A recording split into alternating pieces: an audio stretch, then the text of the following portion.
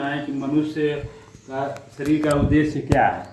तो मैं वीडियो को मैं देखा आपका, लेकिन समझ में नहीं आया। फिर अंत में जो है कि आप लास्ट शब्द जो है कि आप यही बोले कि उद्देश्यातीत हो जाना। और मनुष्य शरीर का उद्देश्य उद्देश्यातीत हो जाना, इसका मतलब अर्थ में नहीं समझ पाया। उद्देश्य का अर्थ समझते हो? जी हाँ, उद्देश्यातीत मतलब नहीं, पहले उद्देश्य हाँ, उद्देश्य समझते हो? हाँ, उद्देश्य मतलब लक्ष्य। जी मुझे जो हासिल करना है, जी, जो मैं नहीं हूँ वह मुझे होना है, होना है। जो मेरे पास नहीं है उसे मुझे प्राप्त कर लेना है। जी, हाँ, तो ये उद्देश्य हो गया। उद्देश्य हो गया। और उद्देश्यहीनता क्या हो गई?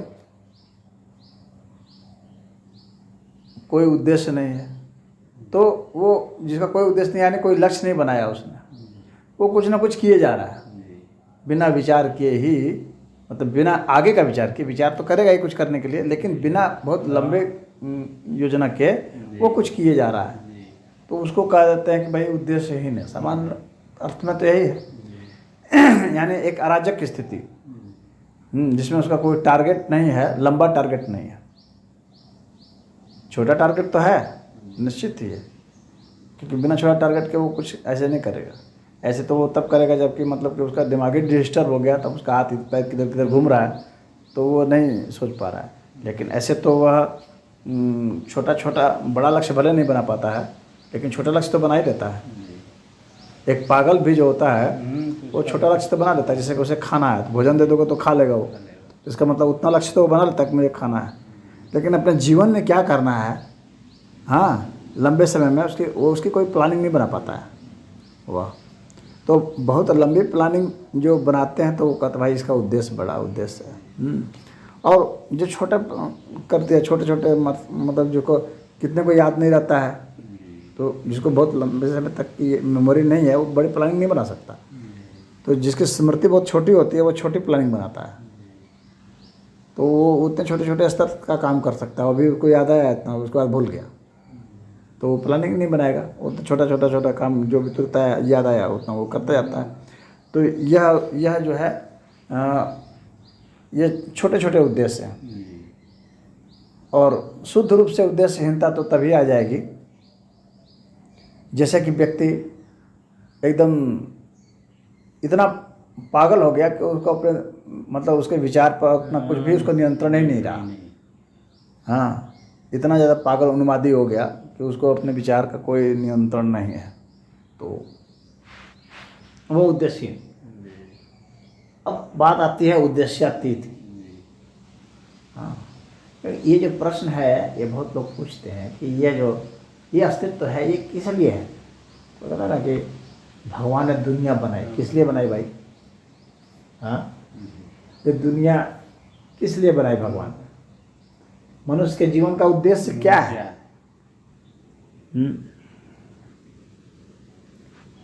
तो ये जो है, ये जिज्ञासा मेरे मन में भी आई थी बहुत पहले, जब मैं विद्यार्थी था तब। और ये बहुत बड़ी बात थी। मैं पूछता रहता था कि आखिर क्या लोग कर रहे हैं, कमा रहे हैं, घर बना रहे हैं, द्वार बना रहे हैं, शादी कर रहे हैं, बच्चे पैदा कर रहे हैं, आखिर इसका उद्देश्य क्या है? क्या करेंगे? बच्चे पैदा करके क्या करोगे? प्रजाति चला के क्या करोगे? इस पृथ्वी के रहने का क्या उद्देश्य है? हाँ, ये पूरे ब्रह्मांड के रहने का क्या उद्देश्य है?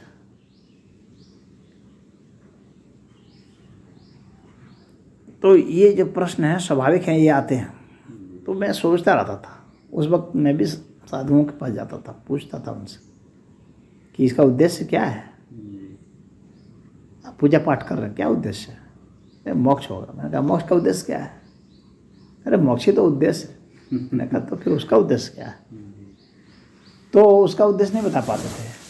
मोक्ष का उद्देश्य क्या है? कहता है वो जन्म मरण से मुक्त हो जाएंगे। मैंने कहा उसका उद्देश्य क्या है? दुख से मुक्त हो जाएंगे। मैंने कहा उसका उद्देश्य क्या है? दर्द से मुक्त हो जाएंगे, तो उसका उद्देश्य क्या है? रोग से मुक्त हो जाएंगे, उसका उद्देश्य क्या है? बहुत जी लेंगे, उसका उद्देश्य क्या है? तो उत्तर वे नहीं दे पाते थे। निर्वाण हो जाएगा, ज्ञान हो जाएगा, ज्ञान का उद्देश्य क्या है? भक्ति हो जाएगी, उसका उद्देश्य क्या है? तमाम उसमें इस पर जो विचार जब तो मैं स्वयं ही इसका उत्तर वो करना शुरू किया था।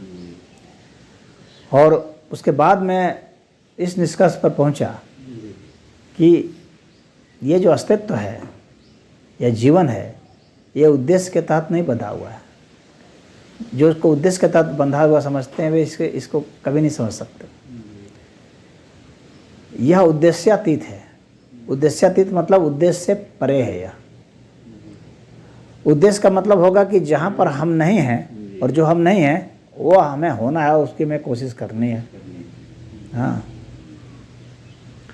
और उद्देश्यातीत का मतलब हो गया कि बस जैसा है, जितना है, जब से हैं, जब तक हैं, बस उसके प्रति जो है हमारे में बस ये भावना है कि बस ये हम ऐसा हैं, बस जैसा है, बस उसको वैसा का वैसा, उतना का उतना ही समझ लेना, जान लेना, संतुष्ट हो जाना, बस काफ़ी है।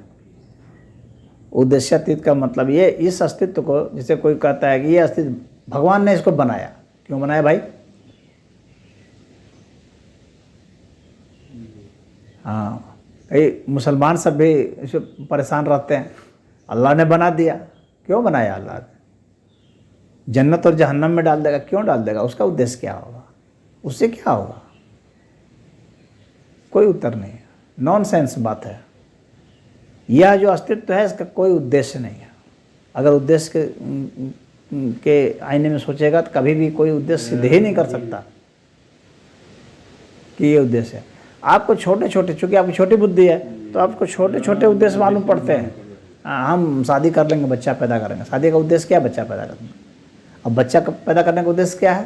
परिवार बढ़ाना। परिवार बढ़ाना। फिर परिवार बढ़ाने का उद्देश्य क्या होगा?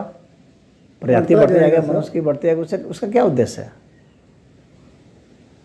मनुष्य नहीं थे तब भी अस्तित्व था, नहीं रहेगा तो भी अस्तित्व रहेगा। इस पृथ्वी का उद्देश्य क्या है? इस सूरज का उद्देश्य क्या है?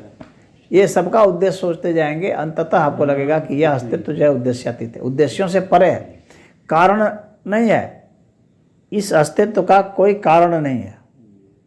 कारण अगर होगा तो फिर उस कारण का भी कारण होना चाहिए। फिर वह जो कारण होगा उस कारण का भी फिर कारण बताना होगा। इस तरह से कारण और कार्य की जो श्रृंखला है, हाँ, कि कारण है, कारण के कारण यह कार्य है, अब यह कारण है, इसके कारण यह कार्य है।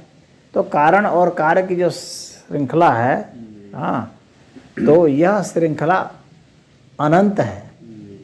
इस श्रृंखला का आप अंत नहीं कर सकते। यह जो अस्तित्व है अंततः उद्देश्यातीत होगा, यानी कार्य और कारण से परे है। यह कारणातीत इसको कहा गया है। शिव को कारणातीत कहा गया है।